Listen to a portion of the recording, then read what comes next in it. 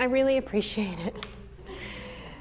Needless to say, I'm mildly nervous, so I'll do my best here to speak in a volume that you can hear. And okay, first I'd just like to give thanks. I would like to thank Prudence for asking me to take on the task of observing and recording this lovely neighborhood, for being such a support to me and the other artists in this gallery,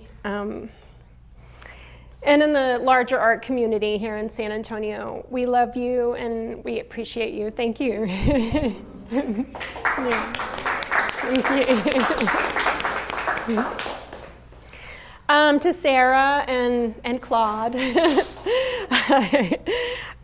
thank you for all your hard work behind the scenes, digital and otherwise.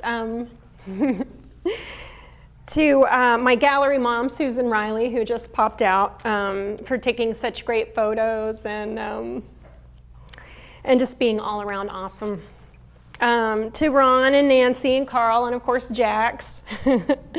To Alston, for all the support and encouragement and love throughout this journey, and for putting up with paintings and boxes and frames all over your house for a year.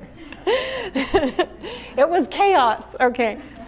The community of Monte Vista, especially those of you who didn't run me off while I was painting, but also for giving me such good subject matter. That's a lovely neighborhood.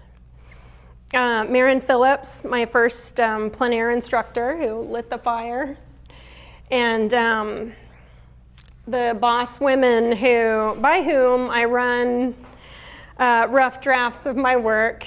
You know who you are. And to all of you who've come today to show support out of genuine interest, and to all of you who have bought my paintings, or will have bought my little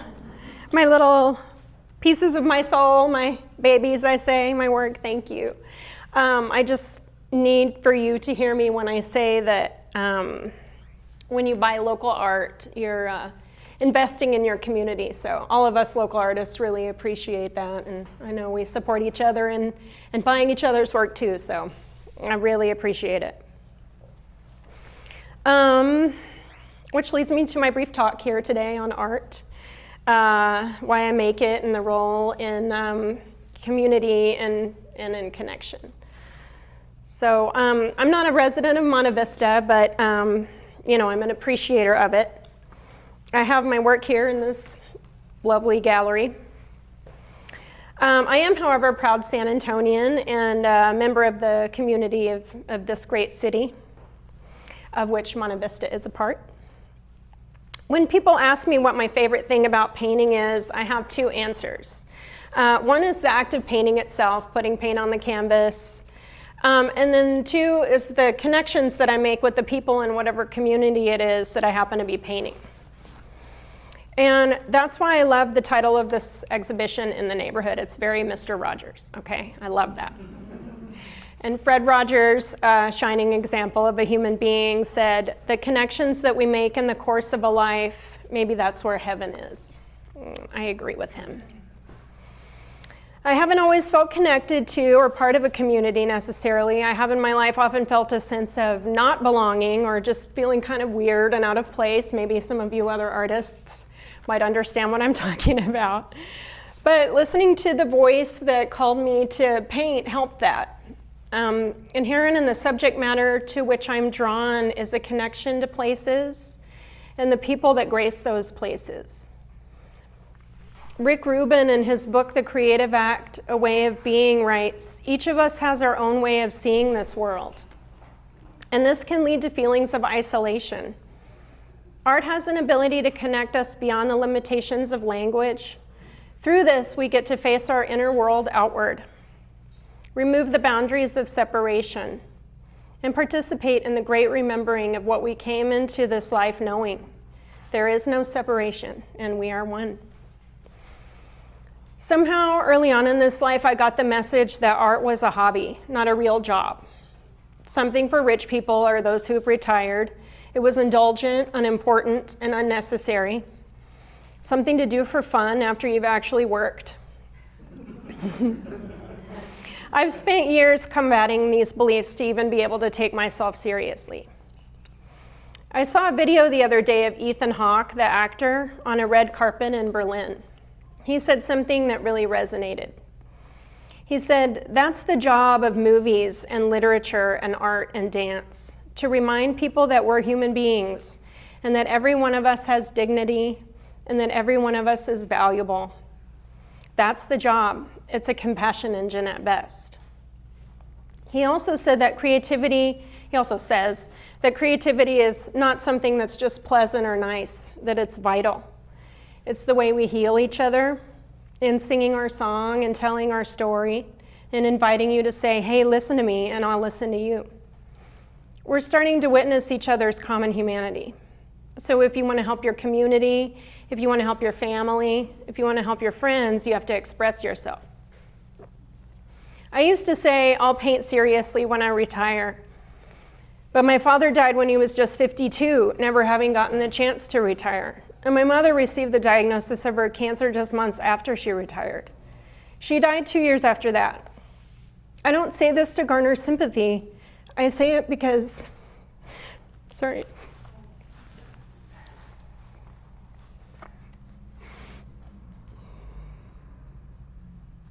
I say it because I don't believe I have the time to waste on not making the connections that this pursuit offers me.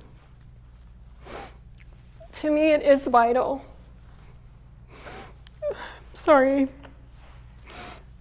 And I've come to see that it is the gift that I have to offer this world.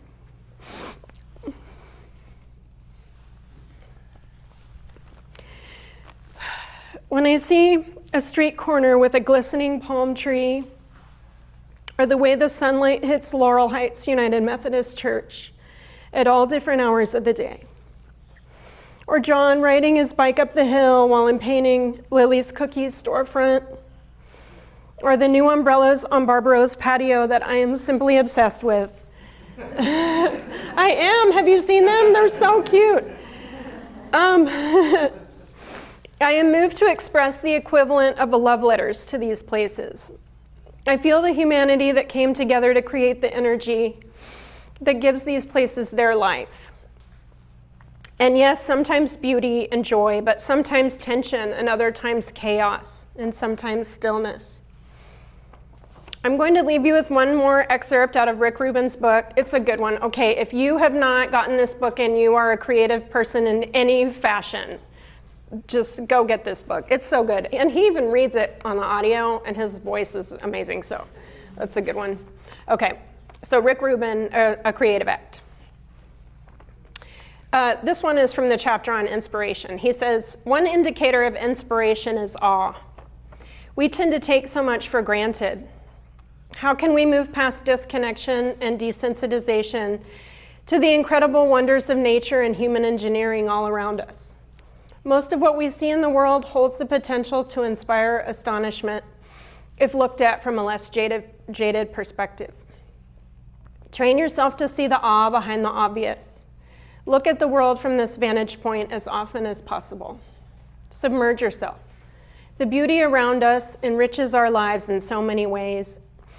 It is an end in itself." So I challenge you, just for today, try and see something or someone in your community with what the Buddhists call a beginner's mind.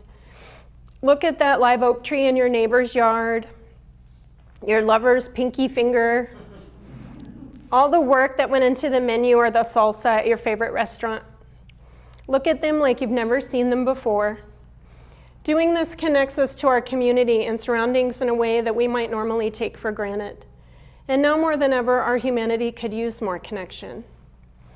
And finally, if you don't already, try and see yourself as a creative being, because you are.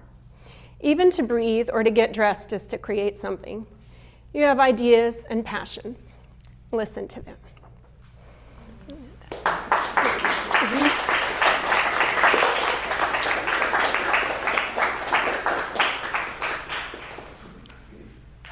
That is my speech. If you have any questions, I'm here for that too. Yeah.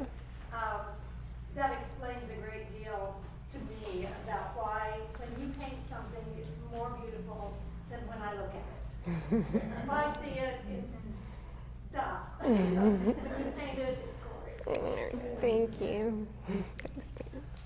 Shea, how long have you been painting? Yeah, well, I mean, okay, so I bought my first oil paints when I was 18, and I took a few classes here and there in college, but just dabbled. And then, again, every few years I'd pick it up and maybe make a painting. And then in 2016, I took Marin's class, plein air class, through the continuing education through Northeast ISD. It was so great. I mean, yeah. And so 2016, I guess I could maybe just officially short answer. Did you have? Oh, you took that too. Yeah. Yeah. Who was the teacher? Marin Phillips. Do you know her? No. Yeah. I don't know. Do you know if she teaches at all? She does teach. I don't know, like how. I don't know if it's like classes like that through something, but I can ask her and get back with you if you're interested. Yeah, sure. Also, I wanted to ask you, Yeah. you paint a lot plein air, and how do you stand the summer heat? Do you paint in the summer? Yeah, I do. I don't know. I guess I don't really mind the heat, although the past couple of years I've started having hot flashes, and that does not make anything any easier, I tell you that much. But Start early. yeah, start early is good. Because, I mean, we have summer, not 8 months of the year here, so yeah, you're right, it's hot. And start early is good, or maybe go late, I don't know. I guess persuasion, or persistence rather. Yeah. And then eventually you just learn to work fast. So. So, I'm so curious. What is it that drives you to get up so early in the morning and go out to paint? Yeah. Is it adventure, or you just do it? I know you do that a lot. Yeah, I would do it more if I could, but that probably sounds insane because I meet people and they always say, she goes out and paints every day. And I'm glad I've developed that reputation, but it's not true. I'll tell you a secret.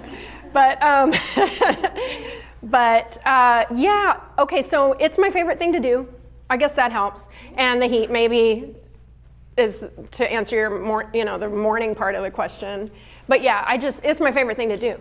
I mean, I was nervous about having to speak to a room full of people today, and initially I thought maybe I'd go for a run or something like that. But I got up, I was like, oh, I'm gonna go paint. That'll work out some of the jitters, and I did. I went over to Bill Miller on I-10 and Vance Jackson, and it was nice and busy, so I didn't have to think about myself, and I just, real fast, So, yeah, it's a compulsion. Do you usually have a plan of where you're going to go before you go to bed at night, or do you just think of something in the morning or do you just go drive and see what am I going to? Yeah, all of the above, yeah. I mean, as you know, we have a group. We jokingly call ourselves the bobbleheads, and we go out and paint. So sometimes the bobbleheads will have an idea of where we might end up, and that is helpful. We'll have decided that the day before, as you know. And then other times it's just driving around. But as you probably know, driving around can take up your whole time that you would be. Yeah. I used to keep a notebook in the car, and that was very helpful. AM and then PM, what do I driving by that's good in the AM, and then I could just refer to that. And if I would be more organized in my life, I would start that again. I don't always have. I'll just start here. Is there another neighborhood that you want to do in the same way that you've done one of this stuff? Okay, well, so Prudence, a little over a year ago, I think it was like maybe January of last year or something like that, said, hey, what do you think about doing this?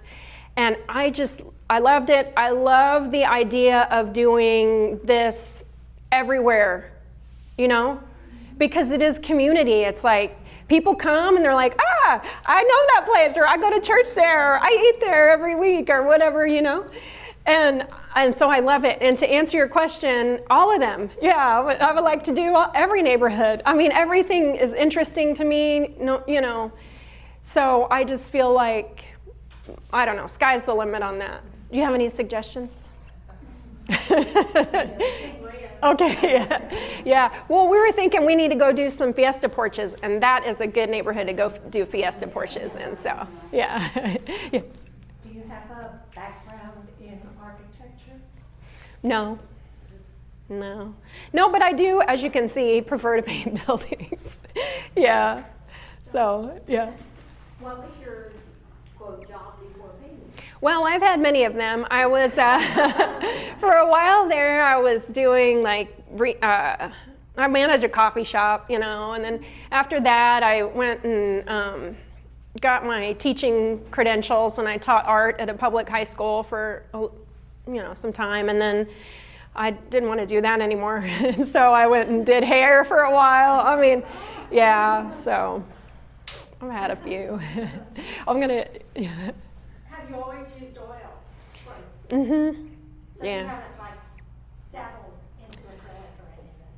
Oh, I mean, I guess I've painted with acrylics before, a long time ago, maybe. Is that what, do you ever? Yeah. Yeah. Little watercolor here and there. Yeah, well, I bought watercolor, and I painted once or twice with watercolor, but that's too hard. Thank you. Somebody was saying the other day that maybe people don't revere watercolor like they do oil, and I'm like, why? They must not understand. It's so hard. What was your favorite part of painting the neighborhood?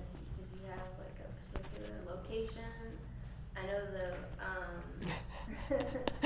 well, There's only 4 paintings of Barbaro, though, so. umbrellas, but was there anything else? Like any interaction with anybody or anything that? Yeah, when I was painting over on Howard, that was fun. Okay, so Howard, if you don't know, is just like this wide street over this way, and people walk in this neighborhood. Okay, that's what we do here in Monte Vista. We walk the dogs. So there was like a lot of walking, and that was fun. It was very lively, and then a lot of the neighbors would come out and just say hello, introduce themselves, and that was a good day. And that was when I was painting this one right here. Janet. And there's Janet right here.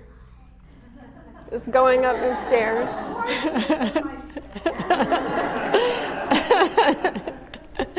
Yeah. These are all exteriors. Have you tried interior shops?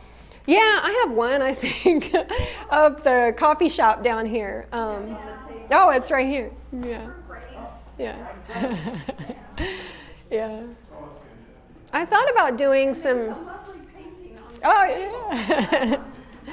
the gallery that Shea painted at night. This Yeah. is for Grace, the coffee shop. So, Yeah, she let me set up in there and just paint her while she was working, and yeah. I'd like to tell everyone to go down to Art League Museum and see Shea's painting down there because it is exquisite. It's interior. Yeah, it's wonderful. It is beautiful. Yeah. Is it open today?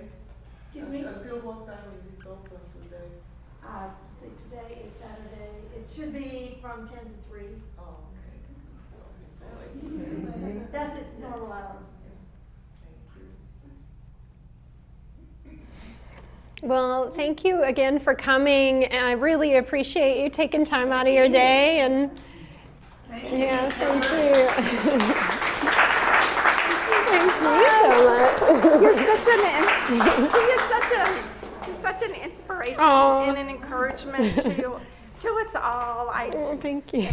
think the world of you. Thank you. So